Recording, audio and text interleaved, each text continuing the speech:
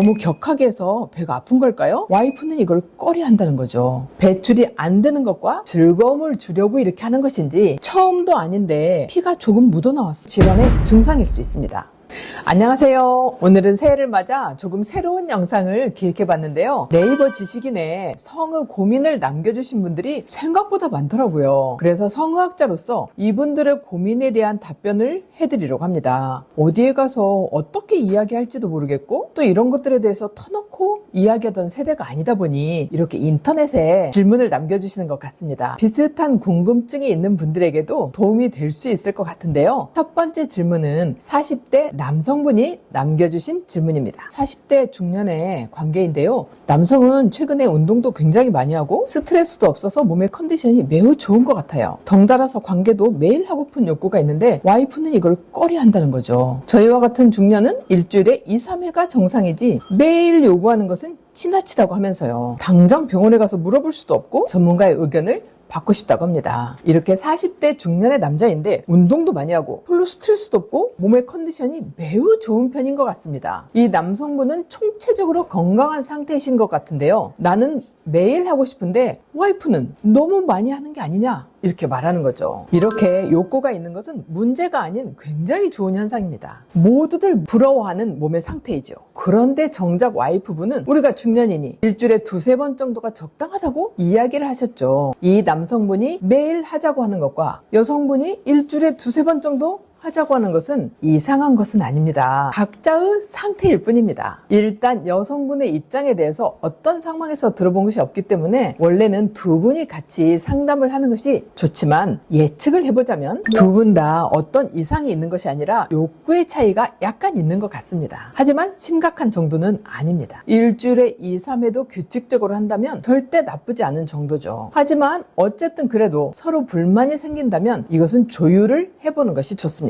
성의학자로서 말씀을 드리자면 욕구는 보통 우리가 약자를 배려하듯이 욕구가 더 적고 약한 쪽을 배려하는 것을 원칙으로 합니다. 원칙으로 해야 서로 만족을 하고 또 그 남는 에너지가 있다면 긍정적인 방법으로 해소해보는 것을 생각해 보아야 합니다. 여성분의 이야기를 들어보지 않았지만 에너지의 차이라고 볼 수도 있죠. 컨디션의 상태가 남성분과는 다를 수도 있죠. 만약에 육아나 가사일 혹은 사회생활도 함께하고 계신다면 거기에 이미 많은 에너지가 소진될 확률이 높습니다. 그렇게 되면 이런 성적인 에너지가 줄어들 수밖에 없죠. 우리가 하루에 쓸 수 있는 에너지는 한정적이기 때문이에요. 그래서 여성분이 어떤 외적인 스트레스가 있다면 같이 도와줄 수 있는 부분을 나누어서 그 스트레스를 덜어보도록 노력해보세요. 남성분과 비슷한 컨디션으로 맞추면서 남성은 외부적으로 에너지를 표출하는 건전한 스포츠나 취미생활에 에너지를 쓰시면 정말 좋을 것 같습니다. 그럼 그 다음 질문을 한번 보겠습니다. 처음도 아닌데 접촉을 하고 나면 피가 조금 묻어나왔어요. 어디 문제가 있는 심각한 상황인 걸까요? 접촉한 후엔 항상 배가 좀 아프던데 너무 격하게 해서 배가 아픈 걸까요? 이런 질문을 하셨습니다. 처음 가는 것이 아닌데 피가 나온다고 하셨죠. 반대로 처음인데 피가 나오지 않는 경우도 있고 하고 나서 피가 보이는 분도 있습니다. 관계 후에 피가 나오는 것은 사실 어떤 질환의 증상일 수 있습니다. 이렇게 피가 나오는 원인은 굉장히 다양하지만 3가지 정도로 한번 분류를 해보겠습니다. 첫 번째는 생리 주기에 의한 자연적인 현상으로 배란기 출혈을 꼽을 수 있어요. 우연히 이 타이밍에 관계를 해서 출혈을 하는 것일 수도 있습니다. 날짜를 체크해 봤을 때 항상 배란기 때만 출혈을 한다면 배란기 출혈일 가능성이 높습니다. 배도 아팠다고 하니 배란통을 동반한 배란기 출혈의 가능성이 높습니다. 이게 배란기가 아닌데도 접촉 후에 출혈이 있다면 두 번째 이유로 넘어가는데 그것은 바로 자궁경부의 문제입니다. 자궁경부에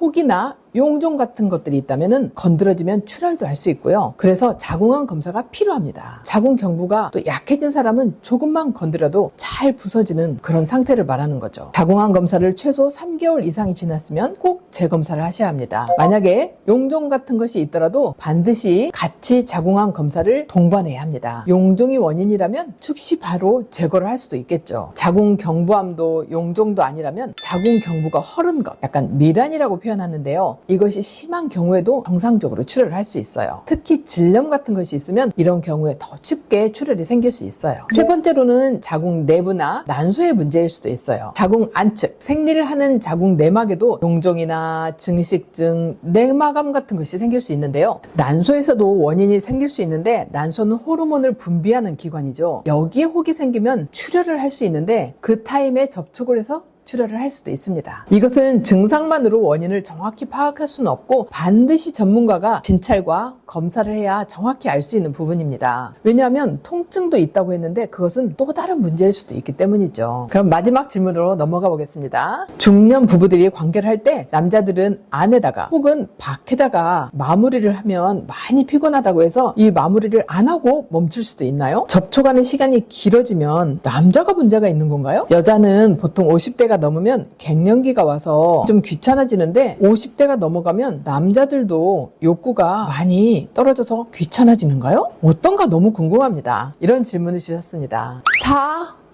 사정, 이 말을 앞으로는 배출이라고 표현하겠습니다. 시간에 따라서 잘 배출이 되는 것인지 아닌지는 개인차가 너무너무 큽니다. 끝을 보게 되기까지 오래 걸린다고 생각하는 분들이 참 많은데 사실 평균으로 보면 2분에서 길어야 5분 정도밖에 되지 않습니다. 물론 이것을 조절하면서 천천히 시간을 늘려가는 경우도 있습니다. 하지만 상대방이 이것을 원하는 경우에 그렇게 하거나 또 원한다고 생각해서 그렇게 할 수도 있죠. 그래서 의사소통이 굉장히 필요한 부분이죠. 배출이 안 되는 것과 하지 않는 것은 차이가 있죠. 대화를 통해서 어떤 부분이 문제인지 파악을 해야 되는 부분입니다. 또 시간이 길어진다는 것은 남자 쪽에서 잘 안 되는 것이냐고 물었죠? 이것이 즐거움을 주려고 이렇게 하는 것인지 배출이 안 돼서 이렇게 되는 것인지 두 분이 대화를 해봐야 할 부분입니다. 그리고 나이가 들면 갱년기가 오면서 당연히 호르몬의 변화가 생기게 됩니다. 그리고 신체적인 노화로 자연스럽게 욕구가 줄어들 수도 있어요. 여성은 위축성 질염 같은 것이 와서 아프기도 하죠. 이런 것은 당연히 호르몬 치료로 얼마든지 극복할 수 있습니다. 남성도 50대가 넘어가면 귀찮은 분들도 당연히 있죠. 그러나 그 변화가 여성보다는 훨씬